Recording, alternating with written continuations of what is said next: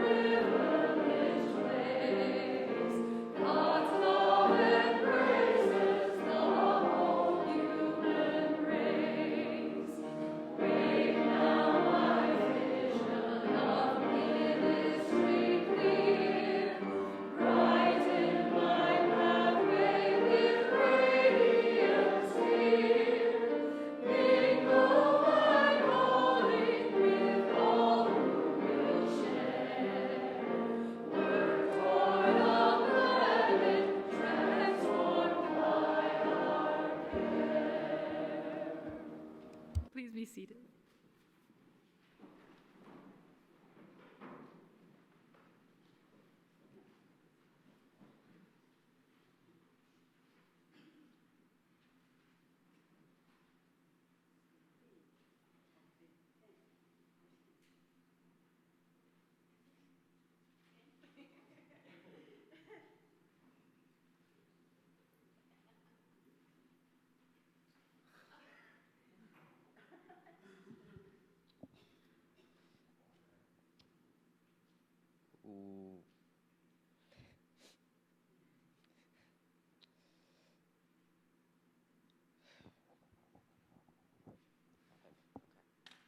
With full hearts, we affirm our relationships with one another, we recognize our agency and our connective power, and we accept our responsibility to be bold and courageous.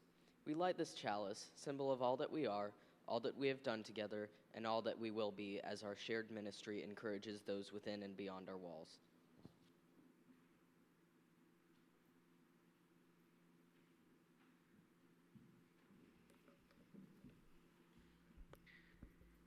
In my spiritual practice of Santeria, every action begins with a calling to spirit, with 3 knocks.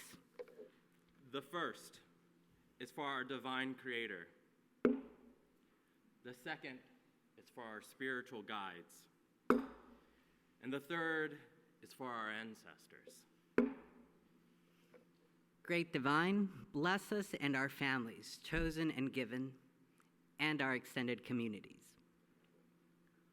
We honor your divine wisdom, guidance, patience, stillness, and power. Let us embrace the energy and spirit of love in our minds and through our actions. Guardian Spirit, full of strength and foresight, bring us the necessary strength to know ourselves and to hold on to the knowledge when we question our abilities. We pray to our ancestors who are ever present in our intuitive beings. We are grateful for the preservation of our traditions. To the ancestors of blood, we call forth for Lita McKendall, Rosemary Green, Eusebio Bertrand. To the ancestors and elders of praxis, we call forth Alice Walker, Audre Lorde, James Baldwin. To the spirits and the ancestors, we call forth St. Thomas, St. Roque, and Reverend Dr. Katie Cannon. We honor your strengths in crossing deep seas and treacherous valleys and learning new languages of culture and survival. Guide us to collective healing from prejudice and oppression.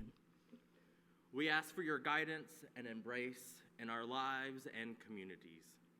We are open and grateful for your guidance here. We honor our elders and those of us who are elders by offering each other our unique practices and presence. Today, we have gathered on this land, made ever more holy by our being together, to witness the rite of ordination for our beloved Sara Green.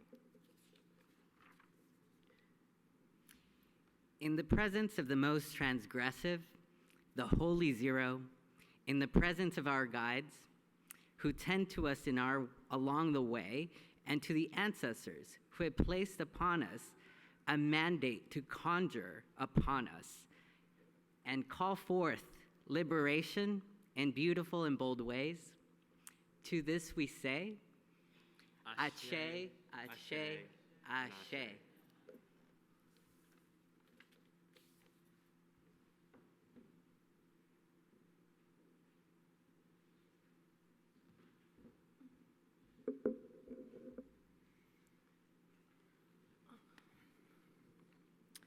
Greetings from a small table in Nashville 5 years ago when Sara brought her curiosity and her meaningful questions as always. The kind of questions that offer an opportunity for us to go a little deeper into a doorway, into ourselves and into the world we want to build. And as Sara would say, with rigor, grace, and curiosity. What's healing justice? She asked. And from that moment, through heartbreaks and moves and different jobs, I've had the honor to work with Sara, with Liberation School South, a healing justice movement school, and to be her friend. And through that process, Sara has showed us that these questions linger. And she asks, what's your growing edge? What's the next elegant step? And even when we are not elegant, navigating the many interpersonal dynamics, structural oppressions, organizational oppressions. Even through all of that, Sara wakes up, she milks her sheep, she feeds the pigs, she creates ritual, blends herbs for teas that soothe spirit wounds and body aches, and imagines the world we need. And she offers a space beside her so that we can build it with her.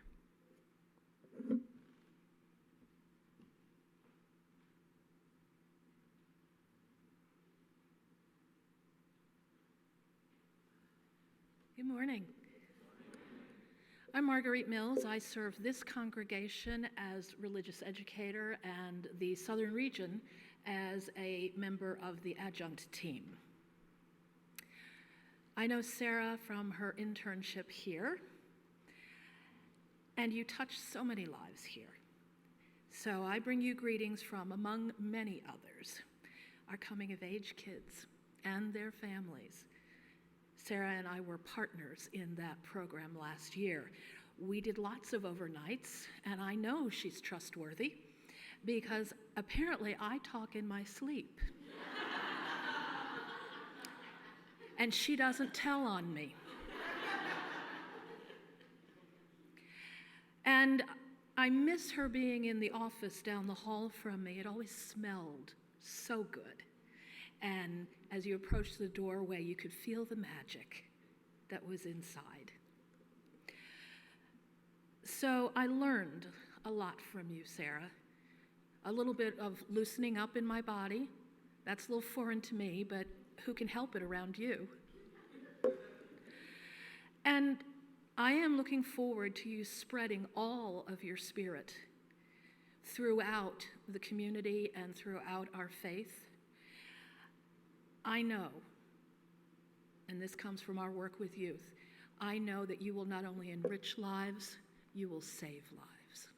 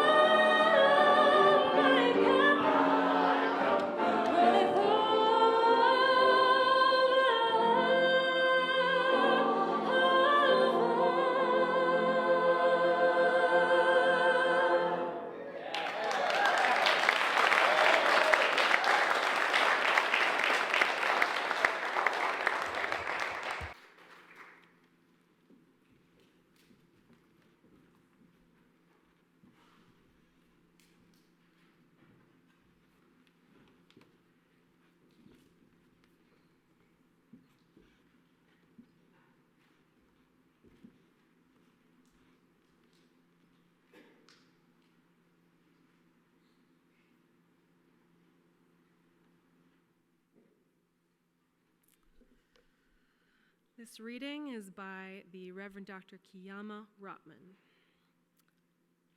Now is the time to call on the memories of the ancestors who thought they could not walk another step toward freedom, and yet they did. It is that time and place to call on the memories of the ancestors who, when the darkness of their lives threatened to take away the hope and light, reached a little deeper and prayed yet another prayer. It is that time and place to remember those who came through the long night to witness another sunrise.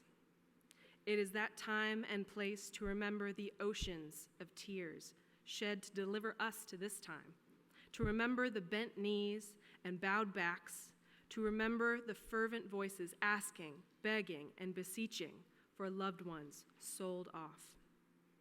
Time to remember their laughter and joy, though they had far less and little reason for optimism, yet they stayed on the path toward a better day. Time to hold to the steadfast hands and hearts and prayers of the ancestors that have brought us this far. Time to make them proud and show them and ourselves what we are made of. Time to show them that their prayers and sacrifices and lives were not in vain and did not go unnoticed, nor have they been forgotten.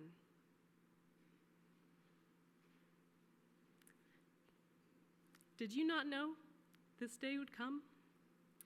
Did you not know that we would have to change places? Did you not know that just as our ancestors were delivered, that you would also be delivered? Have you not seen the greatness and power of the creative energy in the universe called God that moves and has its being through human agency? Have you not seen God in your neighbors' faces, in the homeless, in the battered woman, the trafficked child, the undocumented worker, the dispossessed? It is that time and that place to know that it is our turn, that we must leave a legacy for our children and all the children. It is that time and that place. We are the ones we have been waiting for. For that, let us be eternally grateful. Amen, and blessed be.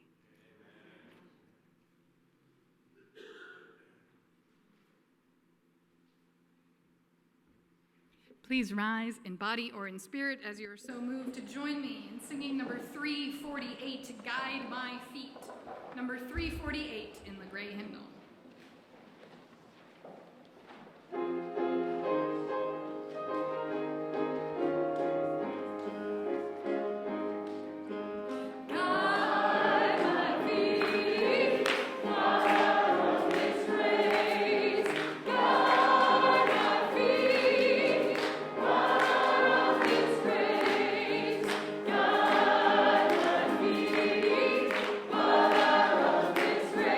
For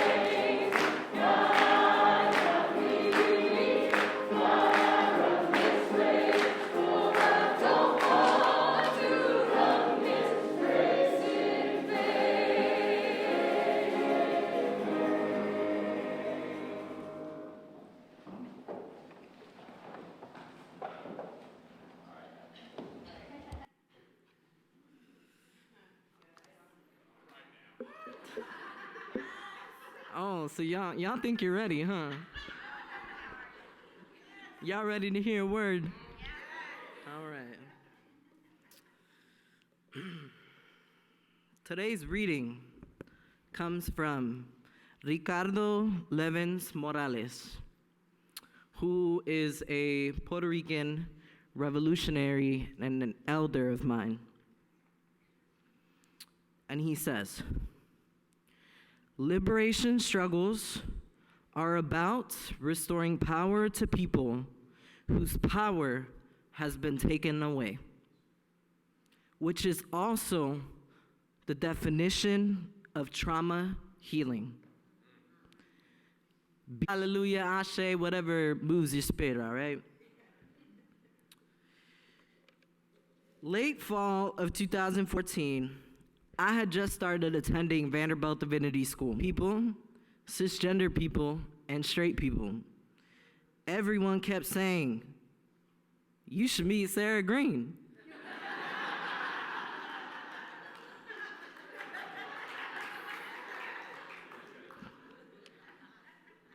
And I recall sitting in our Reformation class, Lord have mercy, with Sara Green and a couple other folks in this crowd, thinking, what the heck is actually going on up in here? Like, suddenly, some of the students in the room, of course they were white folks, were uplifting an indigenous colonizer whom some have later titled as a liberation theologian from the 16th century. And about some racing heartbeats later, Sara spoke up, and I don't know what she said, but I know in my spirit she said something to the extent of, not today, Satan.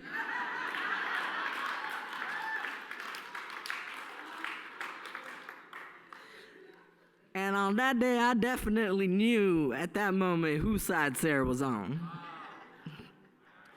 Mind you, around the same time that this discourse was happening at Vanderbilt Divinity School, Black Lives Matter had formed and erupted across the city and across this country through direct actions and protests.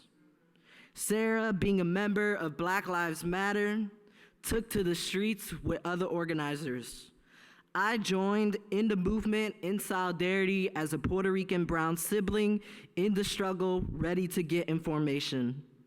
One particular action that comes to mind was when we had a massive turnout and we fiercely marched down Broadway.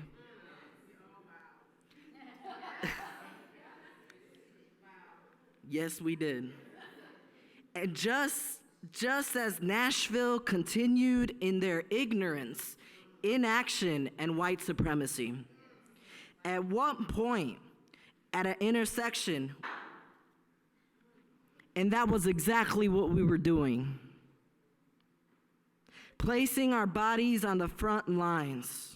Sara, along with other BLM organizers, were in the middle of the intersection, pumping up the crowd. Then a very powerful and spirit-filled moment took over the place when the organizers led us through Asara's chant. It is our duty to fight for our freedom. It is our duty to win. We must love and support one another. We have nothing to lose but our chains. It is in the streets of Nashville where my call to ministry was reaffirmed. I imagine that for Sara, those moments as both organizer and the witness, that also ignited in her the breath of ministry.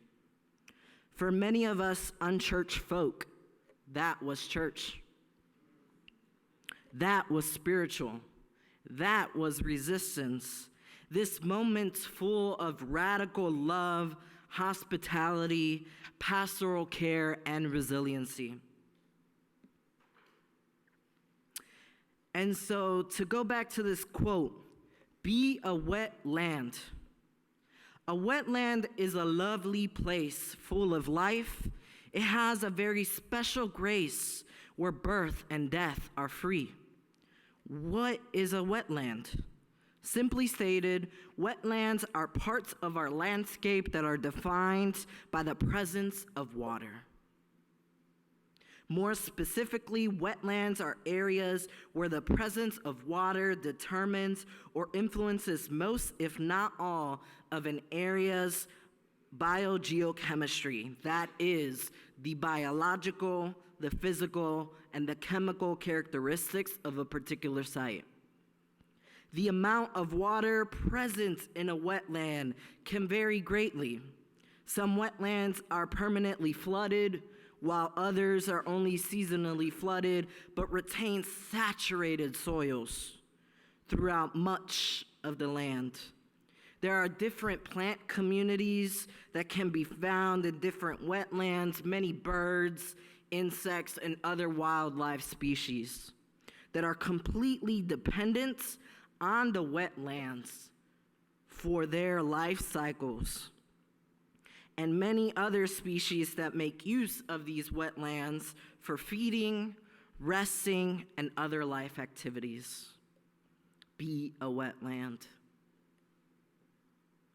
Wetlands are also spaces of liberation and freedom. Buried in the earth are what we believe to be the remnants of one or several communities of escaped slaves. Those who built and carved out lives where their freedom depended on secrecy. Researchers now think of settlements that may have existed on and off for hundreds of years. Their occupants relying on the swamp's forbidding conditions to give them safe haven from those who wanted to return them to chains. Only movements grounded in a profoundly different vision of human possibility and our place in nature can extract us from the downward spiral of ecological and social decline. Today's struggles for housing, nutrition, land restoration, public health, peace, non-toxic gender and sexual culture, community safety, and all other flashpoints of daily life contain the puzzle pieces of a truly alternative people's program. What remains is to put them together. See, self-medicating with the charisma of politicians, celebrities of whatever stripe can lull us into sedated, reassuring trance. But it suppresses the ability to dream of something bigger, of more than just the crumbs, but an actual seat at the table, a rising of the poor, a powerful force to be reckoned with, knowing that our ancestors are watching. Yes, they watching.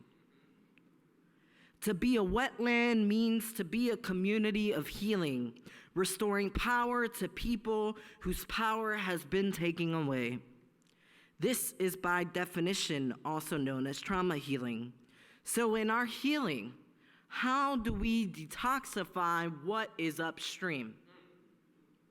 To me, true grassroots detoxification requires community accessibility and affordability.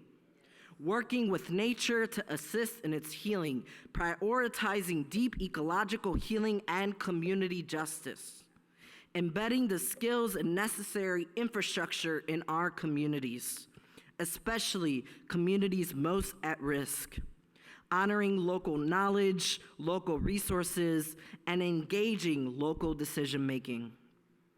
Empowering people to directly respond to their circumstances and crises in ways that increase their knowledge and self-determination and result in real improvement for the planet and their respective communities. It means challenging and actively resisting the privatization and corporate ownership of solutions, spaces, and living beings. It means engaging in the powerful preventative medicine of resistance through grassroots organizing and mobilizing to stop destructive projects from going ahead in our cities. Acknowledging that it takes a community to make changes, to build and maintain relationships, and to trust our accomplices. For the last few years, large numbers of our people have been out in the streets, engaging in powerful, necessary, direct action and fighting for the lives of our people. The political period we are now entering promises to require a redoubling of our efforts to organize against increasing oppression. We will need to match this fortifying energy with elevated and innovative ways of caring and showing up for each other. We will need to raise aloft a declared vision for Black freedom that is unprecedented in its scope. Healers committed to liberation have stepped up and created spaces in our communities. They have built healing into direct actions. Their presence and work will continue to be essential to how we sustain ourselves and how we create new ways of being along the way. The working definition that I would like to use for healing is directly informed and shaped by the Kindred Healing Justice Collective that was formed in 2006. It was a network in the Southeast as a direct response to generational trauma through policing, healthcare, through a history of experimentation, through the medical industrial complex in the South, particularly as part of slavery, capitalism, and colonization. So healing for today, what I'm working with, the framework, the language. This kind of healing is a community-led response to interrupt, transform, and intervene on both the individual and collective trauma to sustain our emotional, physical, mental, spiritual, psychic, and environmental well-being. Now, sometimes the spiritual gets dropped in some spaces.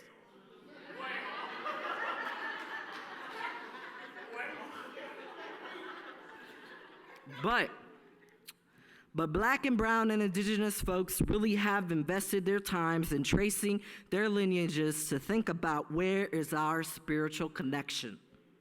At the very root of healing justice is an analysis of trauma and resilience, of our need as Black and brown people to care for each other and organize for freedom.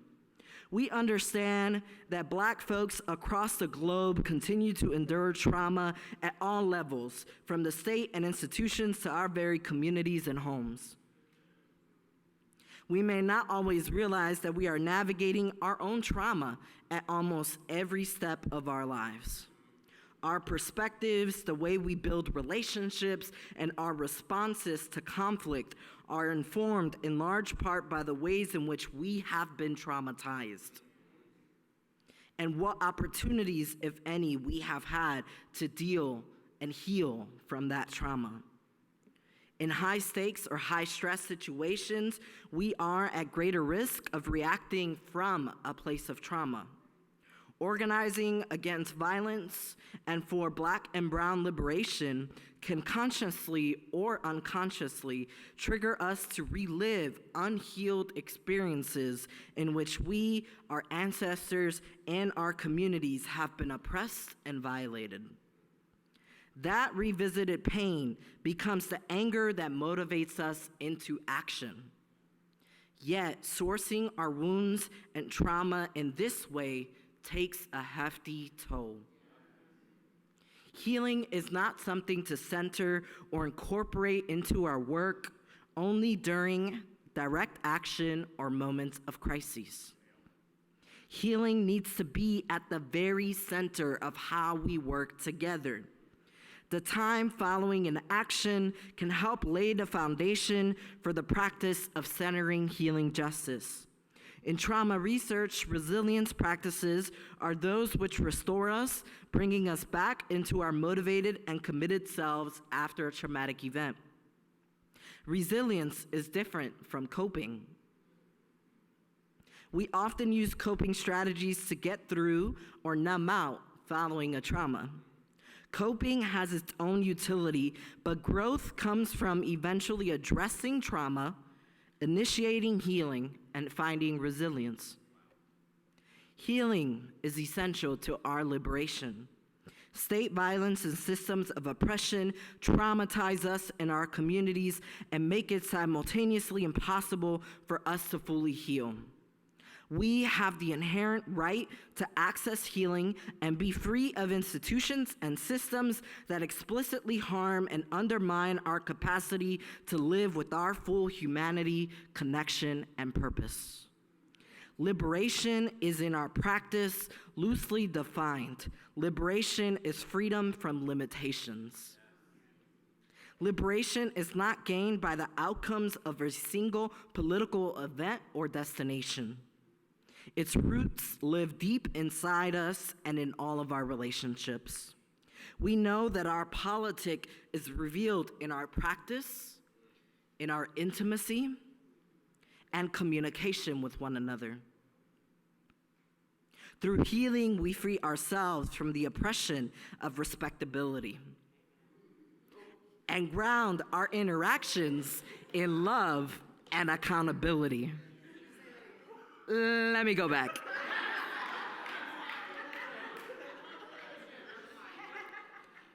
Through healing, we free ourselves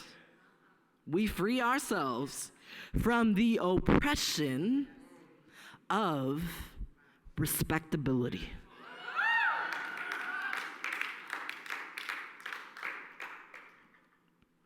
Now that's gonna sink in later. You just sit with that for a minute. We don't have to talk about this after church.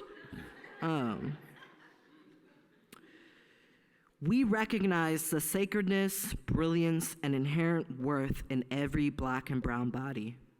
Healing justice calls us to be changed in our consciousness and transform the internalized practices of ableism, heteropatriarchy, classism, and all other forms of oppression that place value and order on our bodies. We see Black and brown self-determination as bringing our communities into our whole varied and vibrant expressions. Healing as cultural organizing, which I would claim is what Sara is doing, seeks to transform culture into the culture of care. We don't need to all become healers. Let me say that again. We don't need to all become healers. We need to do the internal and external work to be in just relationships with ourselves, each other, in community, and with the land. Our movements themselves need to be healing, or there is no point to them. Our movement themselves need to be healing, or there is no point to them.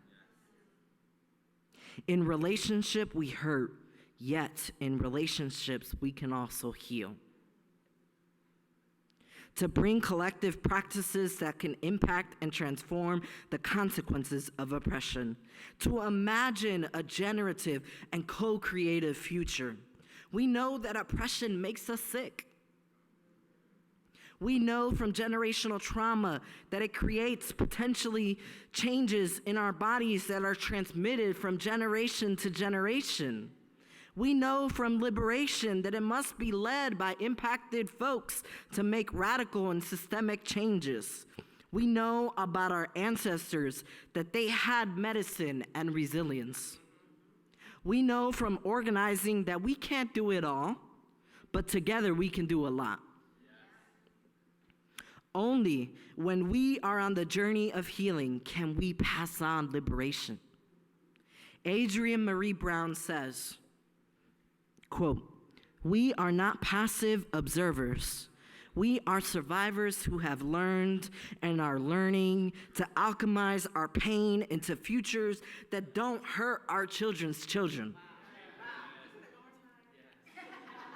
We are not passive observers. We are survivors who have learned and are learning to alchemize our pain into futures that don't hurt our children's children. She also says, our stories are our slingshots, and we are moving forward, and none of us move alone.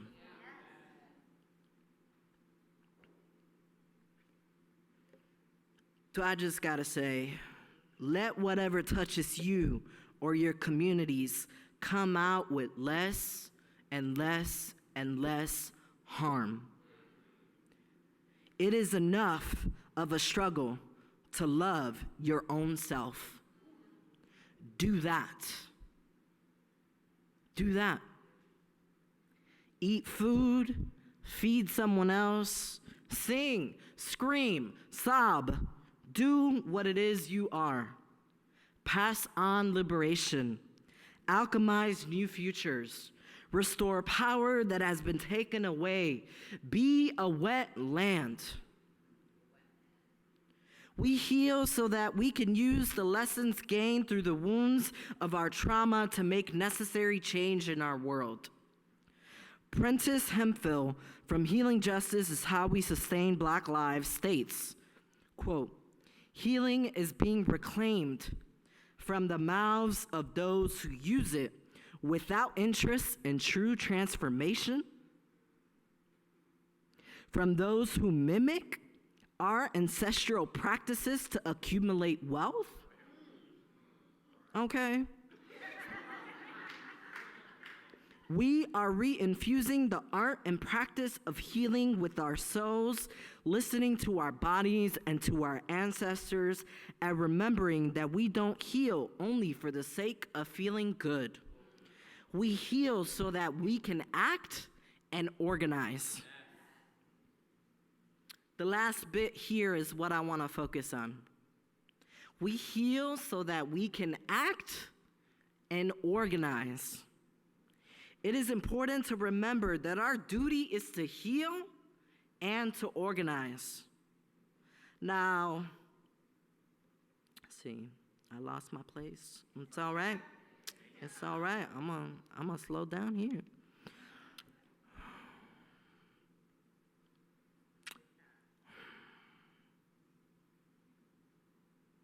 Sometimes,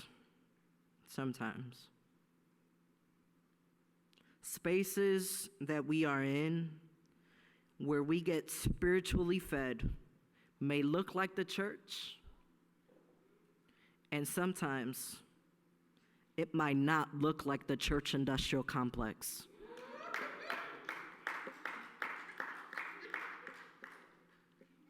Now, don't get me started on that topic, because that's a whole nother sermon. Y'all sleep on that. The scale of division, conflict, isms, and phobias, and white supremacy on our planet is overwhelming. And I find a helpful reminder from the multiple times that I have read this book, my God, if you have not read it, Emergent Strategy. Finding places of healing and transformation, moving towards a world beyond enemies, is work that has to be done for our survival. So let us grow things and eat them. Let us cook for each other. Perhaps my most heartwarming moments with Sara over the years has been moments where she has provided radical hospitality. From weekend dinners and brunches at her house, with friends and community organizers engaging in conversations about wellness, grounding, self-care practices, to moments recently where she has gently tended to youth with the big mama bear heart. Be assured that when things get rough, Sara is cooking. Literally, she's cooking something up, literally or metaphorically speaking. Sara invites people to tell the truth over a kitchen table, sitting by the fire, or by caring for other people during times of need and urgency. The systems of our bodies and the wide body of our earth have the wisdom we need. We heal so we can struggle better, not feel better. We feel better when we all feel better.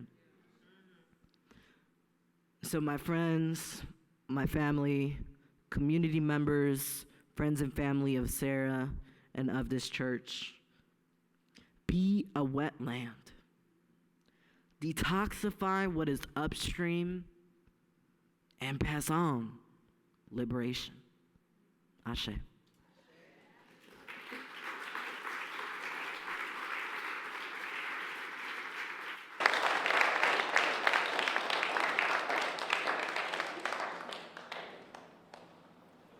I'd like to invite you to rise in body or in spirit as you're so moved, and open your hymnal to number 21, For the Beauty of the Earth.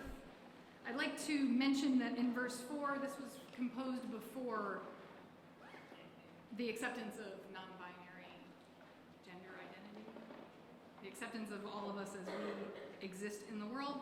And in this congregation, we have a tradition of using the words sibling and cousin instead of sister and brother. So please rise in body or in spirit and join in singing For the Beauty of the Earth.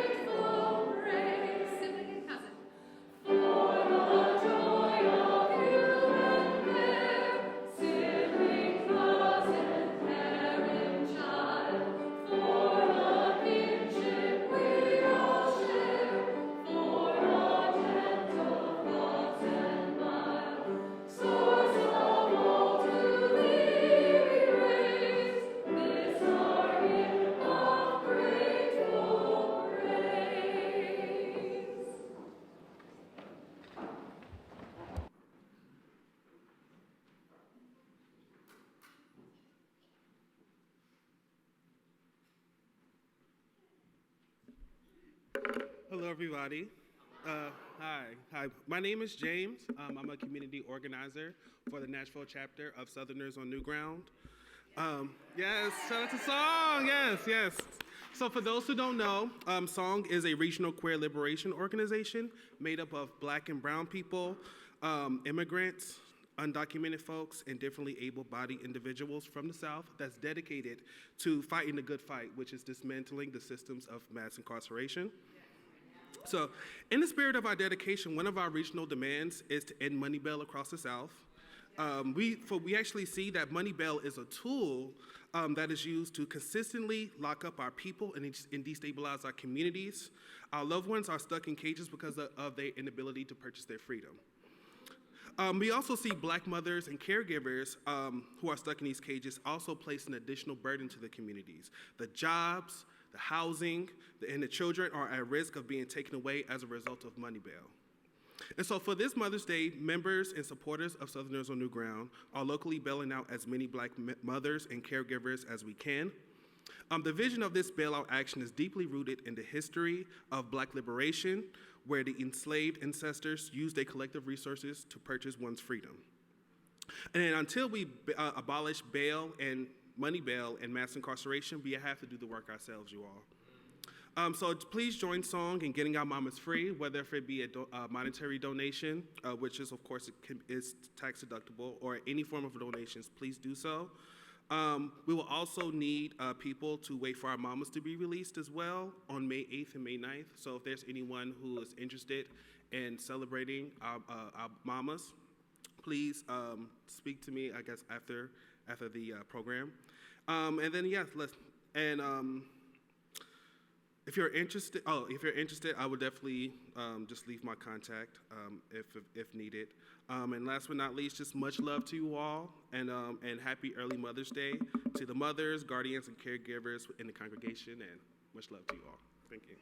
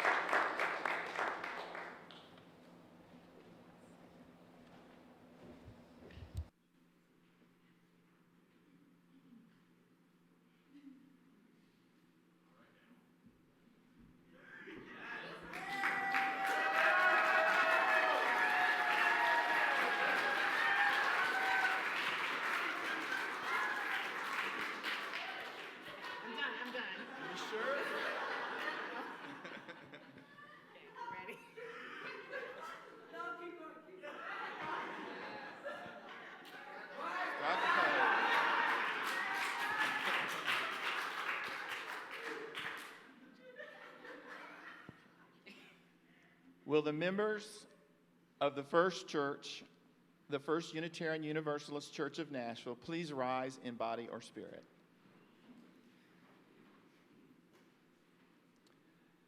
Sara Green, recognizing the ways we are choosing to be accountable to each other, to the tradition of Unitarian Universalism and our community's bold visions of a more just world, and having received the recommendation of the Ministerial Fellowship Committee of the Unitarian Universalist Association, and by the authority of a vote of the members of this congregation, we desire to ordain you to the Unitarian Universalist ministry.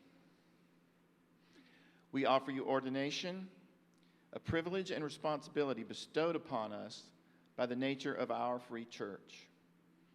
Among us, and wherever you may be called to serve, you are called to bring your people, the cultural workers, healers, Maroons, Creoles, Southern queer freedom fighters, and artists with you.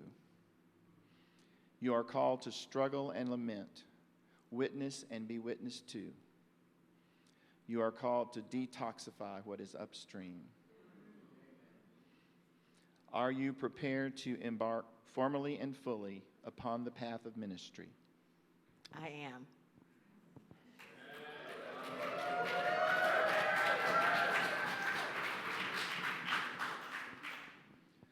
On behalf of the members of the First Unitarian Universalist Church of Nashville, we hereby ordain you, Sara Green, to the ministry of Unitarian Universalism. Wherever you are called to serve, we charge you to speak the truth as you see it, in the spirit of love and compassion, and promote the inherent worth and dignity of every person. We charge you to be a prophetic and healing voice in the midst of change. We challenge you to transform the world through bold acts of love, justice, and compassion.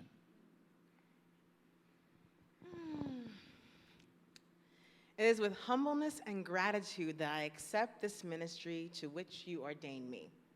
I pledge to serve faithfully in service of hope, love, and justice.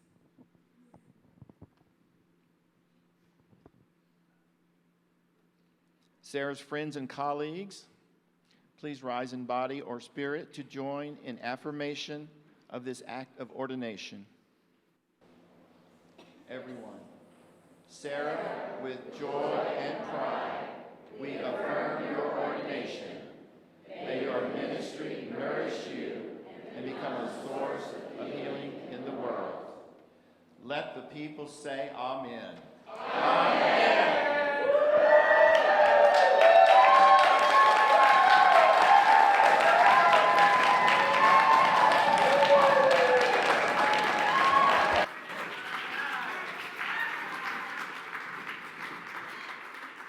You can stay up there, dear. Yes, I'm staying. You can.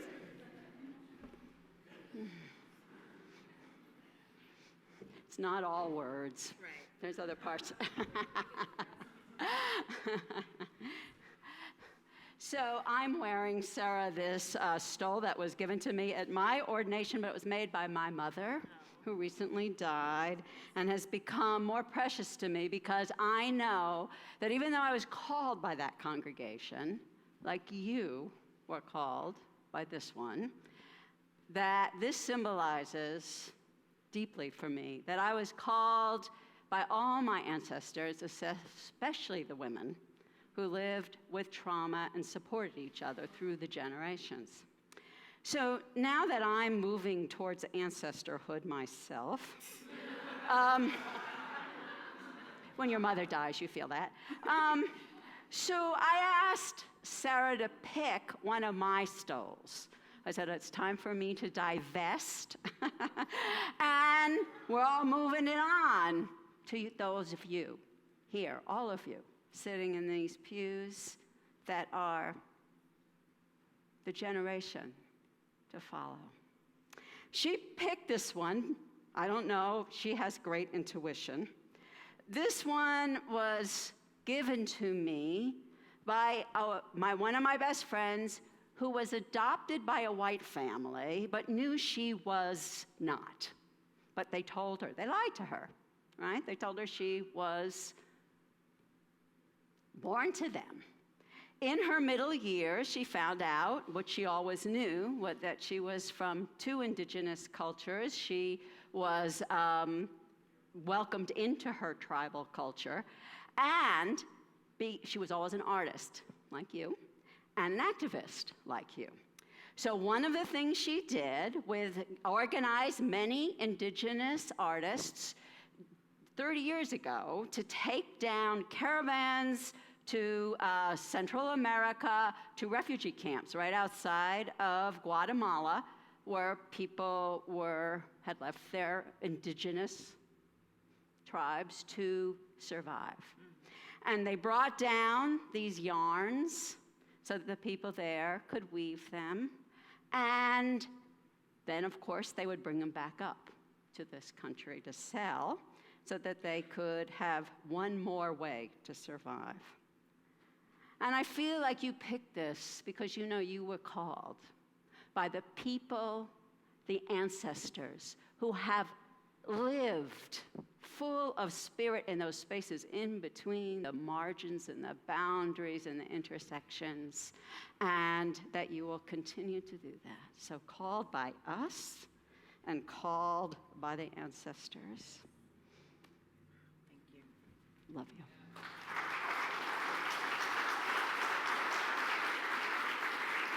And I think you still have to stay up here. Yeah.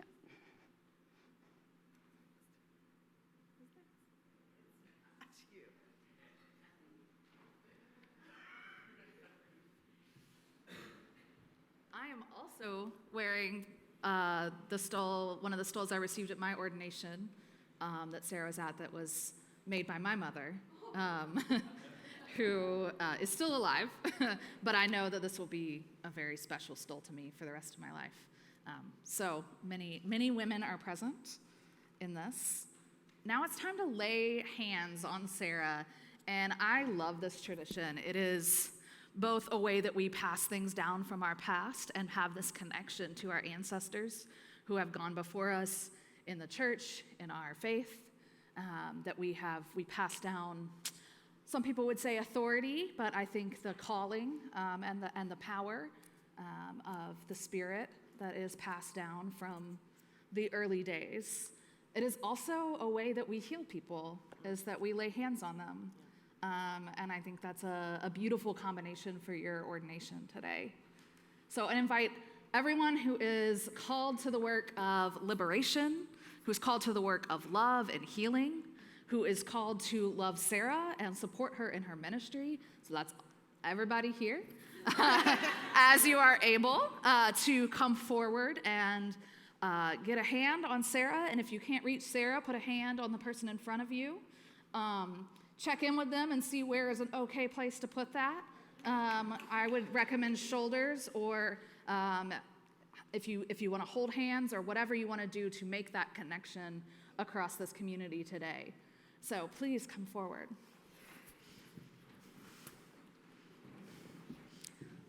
And you can come all the way around. We have lots of space back here. So, are you going to touch the top of her head? I was going to check in on that. Okay. Is that okay? Okay. Go ahead. Come on, wait. There's room behind as well, if you are able to climb some steps.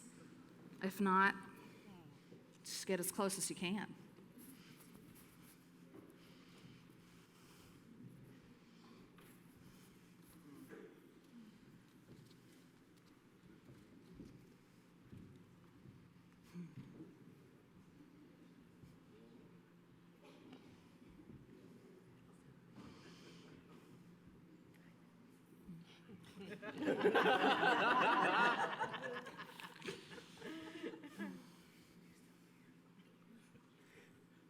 Okay. So like the wetlands, there is healing here. Sarah, the divine has called you to detoxify what has been passed on to you and to pass on liberation from that. And the divine calls us, all of us, to this work. Like the wetlands, we are a dynamic web of the living, the dying, the dead, and the resurrecting. In this place, we are all who are here, all who have gone before, all who are missing, and all who are yet to be. Through touch and closeness, we reaffirm our interconnectedness. We remind each other, and today especially we remind Sarah that we do not and cannot do this work of liberation alone. And I offer this blessing to you, Sarah. May you remember that even when all is hazy and chaotic and freedom seems impossible, that you are called and you are loved. May the community remind you that you are not alone. May the divine gift you with all the skills and energy and creativity that you need. May you feel the presence of the Spirit moving you and the smiles of your ancestors warming you. May you laugh and cry and play and dance and cook and plant and scream, as I know you will. And may you know, deep down in your body, know that another world is possible. Amen. Amen. Congratulations, Reverend Sara Green.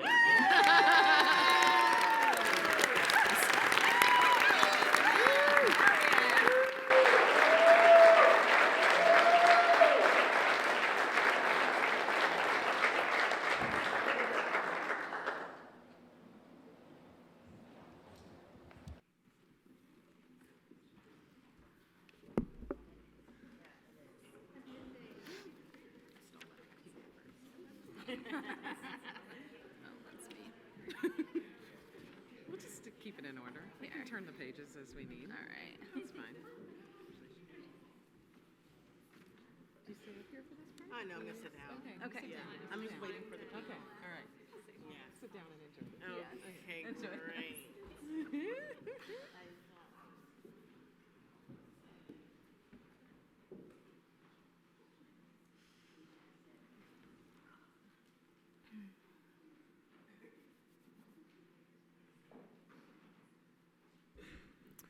Sarah, dear sister and friend, your ordination is the public affirmation of your divine calling and appointment to ministry. You have always been a healer, always. Now you join the ranks of ordained ministers, carrying the outward marks of a certain authority that your inner spirit has always known. This authority is not one that lords its power over others. It is one that heals places of brokenness, that stands in solidarity with the outcast, that bends power toward collective good, and that is as prophetic as it is pastoral. Our charge for you today, on the day of your ordination, is this.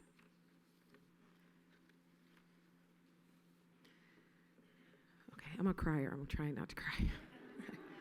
Whew. Sarah?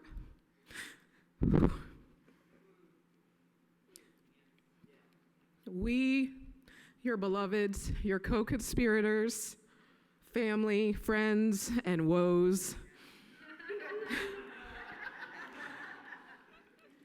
we charge you to engage in the work of personal and social transformation, to develop spiritual, emotional, physical, and relational practices that allow you to cultivate brave space in your heart and in your communities.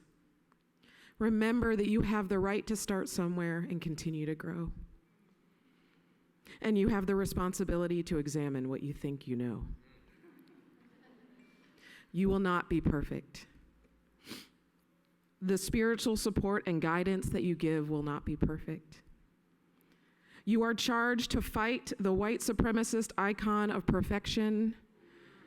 And just like the creator in the creation story of the Hebrew Bible, recognize when something you've made is good and rest.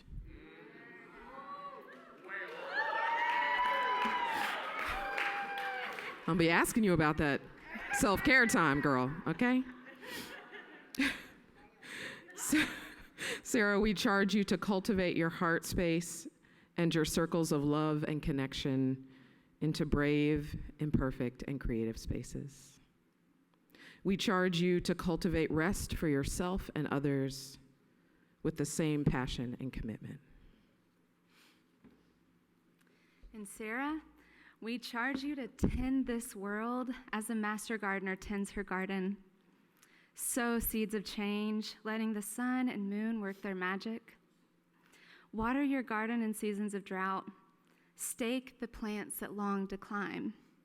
Give patient attention to those that don't thrive. Love the wild and the weeds, but diligently uproot the crabgrass and the Johnson grass, which was named after a slaveholder in Alabama. Uproot that grass. Because they hoard nutrients and they crowd out the light.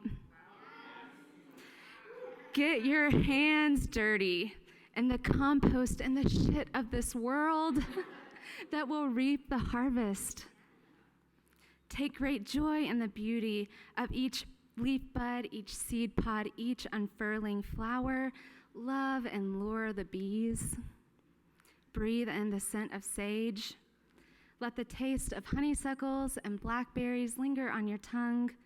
Share everything you have with the downcast and the downtrodden and the disinherited of this earth, for there shall be the harvest. We charge you too, however, to be on your guard for those who would poison soil and stem, for those who reap where they have not sown. Be on your guard for those who produce monocultures and privatize the common for profit. Be on your guard. Remember that thriving ecosystems and wetlands thrive and involve great diversity, great interdependence, great collaboration, and the ebb and flow of seasons. Remember the rhythms of rest that are crucial for each bloom. Remember that some seeds germinate best after fires, and that others look dead all winter long, but they resurrect in the spring light and warmth. Sara, we charge you to practice this radically rooted way of rest and resurrection. Hear the words of Octavia Butler. All that you touch, you change. All that you change, changes you. The only lasting truth is change. God is change. Remember that you are an alchemist of spirit and earth, of joy and struggle. You touch people, the land, and ideas, and you change them. You are a movement chaplain, a mothering nurturer, a friend, a lover, a dancer, an herbal concoction maker, and all the things you change by adding your flavor and spice, your words and your movement, well, those things change you too. You will be changed by your calling and your work. You will be changed by what you learn from the people you visit in the hospital and jails, by the young people who you mentor, and by the morning you pray with and console. You will experience the lasting truth of change.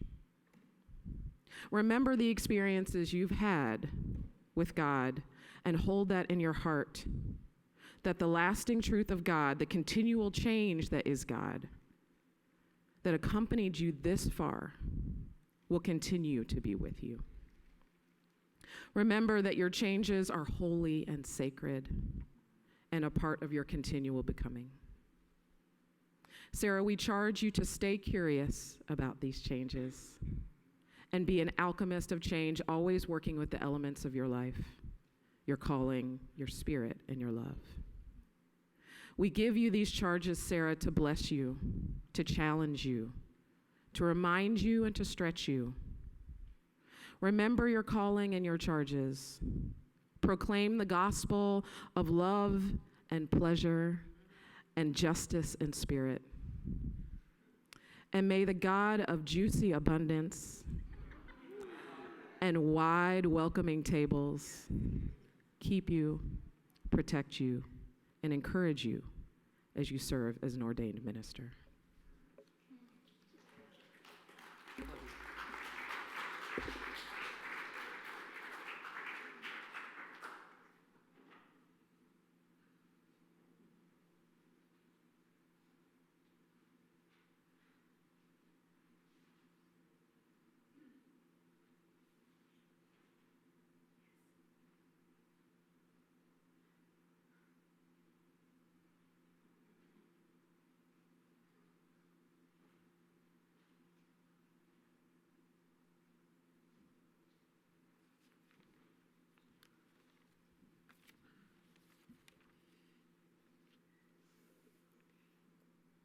Reverend Sara Green.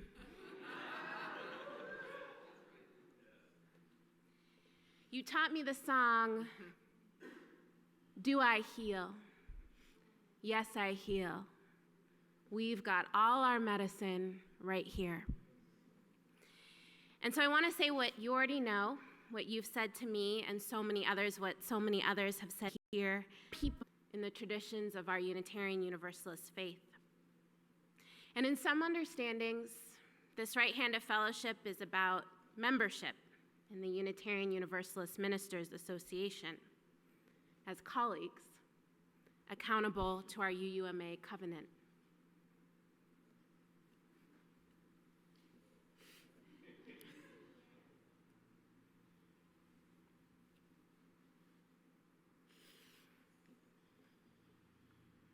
And it can be about that. All that.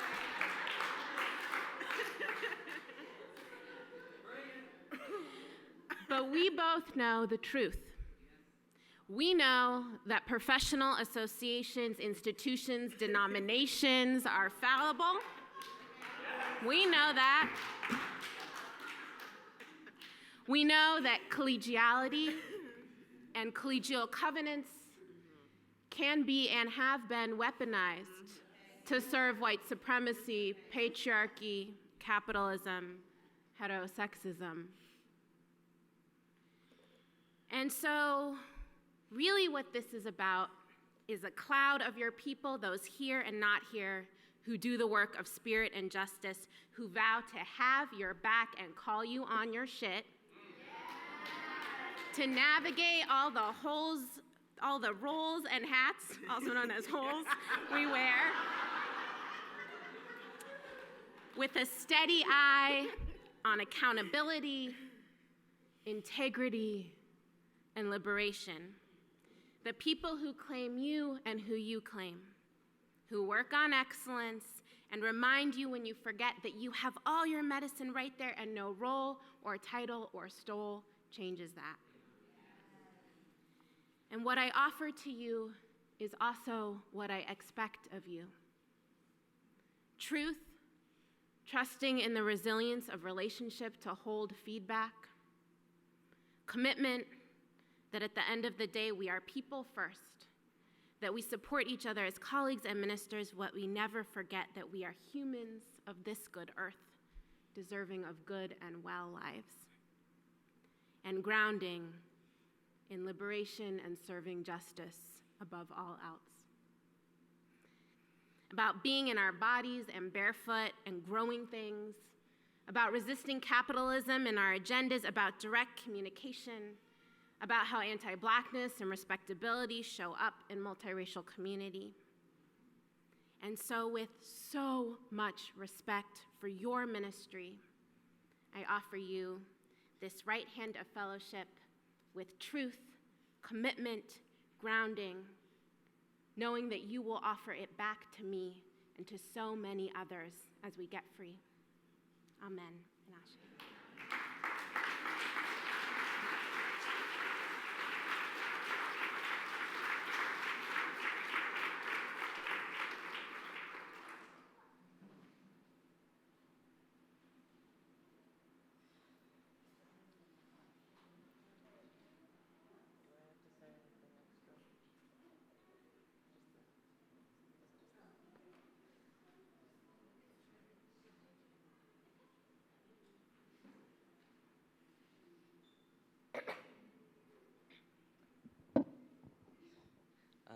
number 456 in the gray hymnal.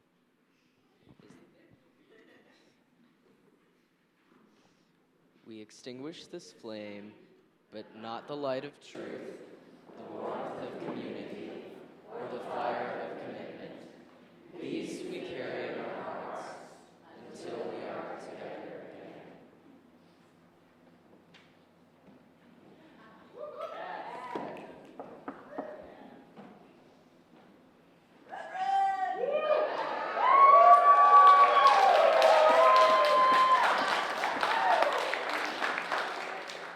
This is from Deepa Phillips. Light your candles. Practice your skills, order your medicines, pack your we out bag. Put a little cash aside, save some seeds, learn your self-defense. Increase your stamina, memorize folks' numbers.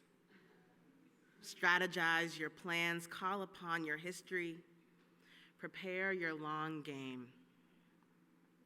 Learn and share. Return to your library, live your praxis, parent your babies, pray your harvest, make your art, soak in music, document your stories, run yourself salt baths. Dance until sweaty, let your tears flow. Be soft with yourself. Dig your hands in this earth, wash yourself in seawater, walk amidst grandmother trees, root yourself there. Kiss your lover. Breathe from your belly, sit on your cushion, remember your laughter. Remind yourself who you are, call your family. Gather your team. Lean on your ancestors. Do your work now. Do your work now. Ashe.